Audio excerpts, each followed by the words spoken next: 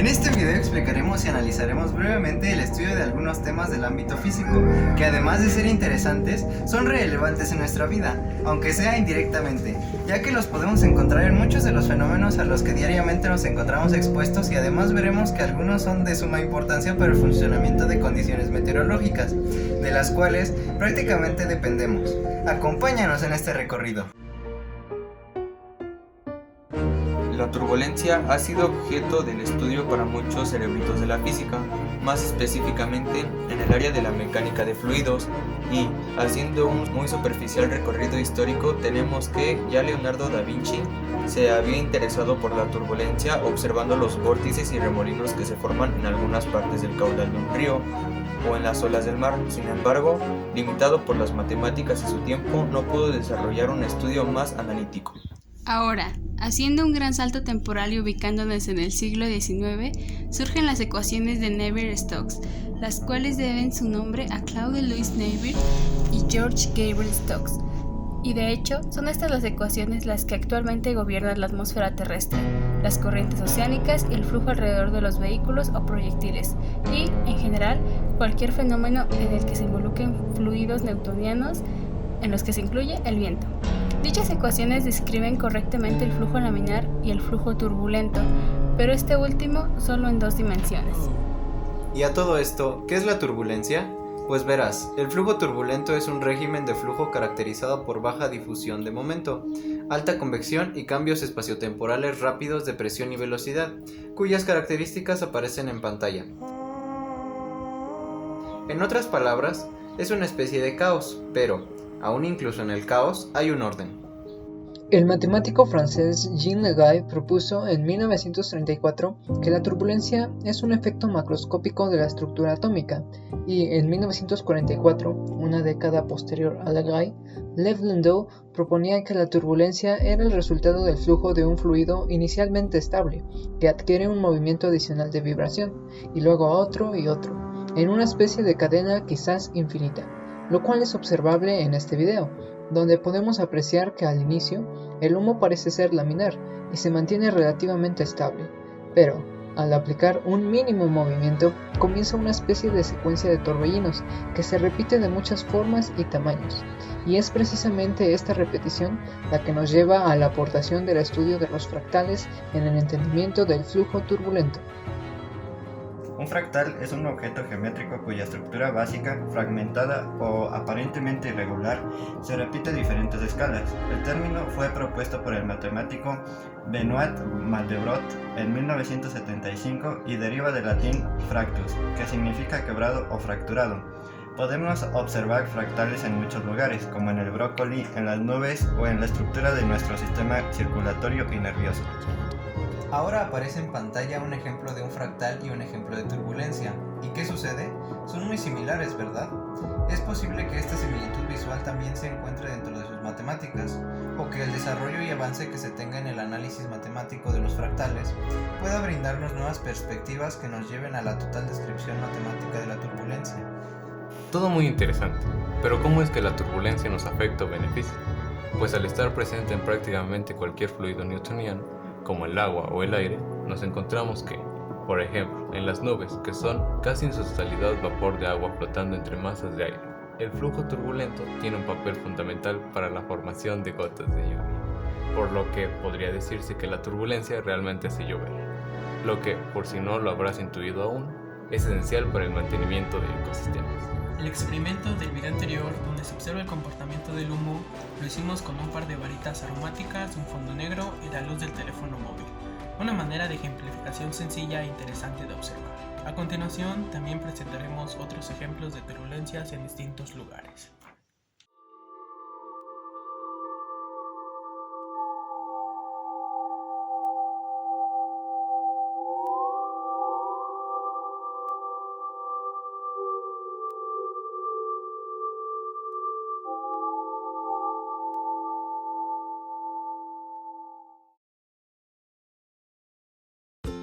El efecto Coriolis, descrito en 1836 por el científico francés Caspar Gustave Coriolis.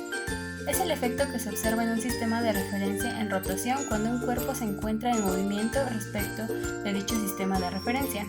Este efecto consiste en la existencia de una aceleración relativa del cuerpo dentro del sistema en rotación. Dicha aceleración es siempre perpendicular al eje de rotación del sistema y a las componentes radial y tangencial de la velocidad del cuerpo. El ejemplo más notorio de manifestación del efecto Coriolis se da cuando masas de aire o de agua se desplazan siguiendo meridianos terrestres y su trayectoria y velocidad serán modificadas por él.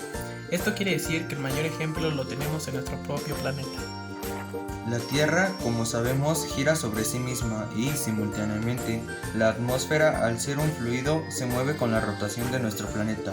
El aire en la Tierra siempre está en movimiento, tratando de equilibrar las diferencias de presión, desplazándose de las zonas altas a baja presión, y hay que entender que el movimiento no se desplaza en línea recta de norte a sur, sino que con el movimiento de la rotación del planeta. Los vientos o corrientes oceánicas que se desplazan siguiendo un meridiano se desvían, acelerando en la dirección del giro al este si van hacia los polos, o al contrario al oeste si van hacia el ecuador. La manifestación de estas desviaciones produce que las borrascas tiendan a girar en hemisferio sur, en el sentido de las agujas del reloj, y en hemisferio norte en sentido contrario. Se puede añadir que, por consecuencia, en el ecuador no hay efecto Coriolis, y por lo contrario, en los polos el efecto es mucho mayor, es decir, a mayor latitud, mayor es la desviación de Coriolis. Ahora bien, ¿cómo es que este efecto se relaciona en nuestra vida cotidiana? Pues en general, esta fuerza influye en los patrones globales del viento y del clima, al cual somos muy vulnerables aún. Dicha vulnerabilidad se pudo observar hace poco con las tormentas de nieve que afectaron, por ejemplo, algunas regiones de Estados Unidos. Estas bajas temperaturas parecen ser unas muy leves consecuencias del cambio climático, pero esa es otra historia. El efecto Coriolis afecta también las corrientes oceánicas y el movimiento de los objetos grandes de transporte, como lo son aviones y cohetes, por lo que, si has realizado al menos una vez un largo viaje en avión, habrás sido testigo de la fuerza de Coriolis.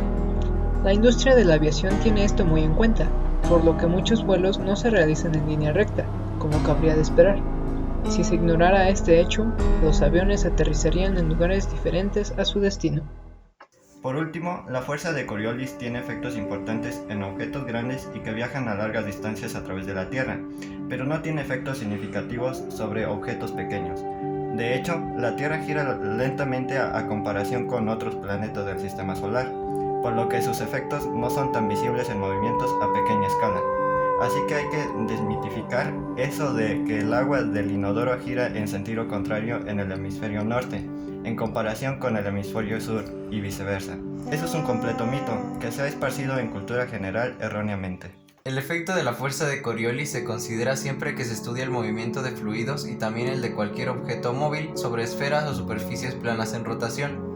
Esto incluye a los planetas gaseosos del Sistema Solar, el Sol y todas las estrellas y, en el planeta Tierra, el movimiento de las aguas de los ríos, los lagos, los océanos y por supuesto de la atmósfera. El efecto de Coriolis predice que siempre que se observen los movimientos giratorios de esos cuerpos, los vórtices seguirán la norma descrita para las borrascas y anticiclones terrestres. Para ejemplificar este efecto realizamos el siguiente proyecto experimental. Los materiales que ocupamos fueron Un círculo de AAA de 50 centímetros de diámetro. Un valero radial de metal. Un segundo círculo, pero hecho de cartulina, con 25 centímetros de diámetro. Aproximadamente 8 cinchos. Un taladro rotomartillo portátil. Una pistola de silicón. Y un teléfono móvil para videograbar el experimento. A continuación, se muestra el proceso de ensamblaje de nuestro pequeño móvil.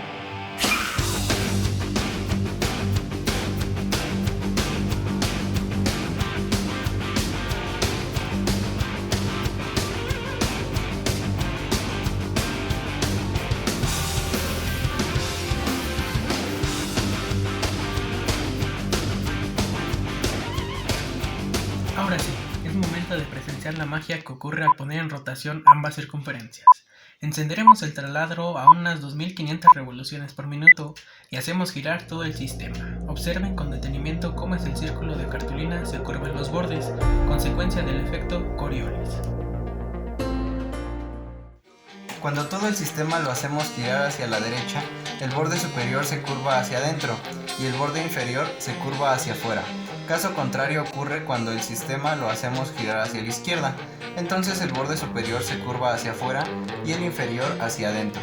De este modo queda comprobado el efecto Coriolis, el cual por cierto es alucinante de ver.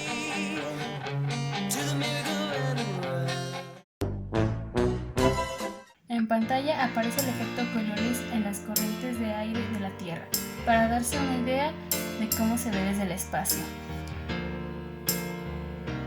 Y es con esta hermosa vista desde el espacio que concluimos el video. Esperando haber despertado interés por estos temas que son de relevancia universal, no sin antes recalcar que los contenidos antes descritos estuvieron esencialmente enfocados al viento. Y es que tanto la turbulencia como el efecto Coriolis son importantes para el dimensionamiento y construcción de parques eólicos en determinadas regiones, al igual que muchos otros temas y parámetros del ámbito físico. Nosotros nos despedimos, anhelando que el presente haya sido ameno e informativo. ¡Hasta pronto!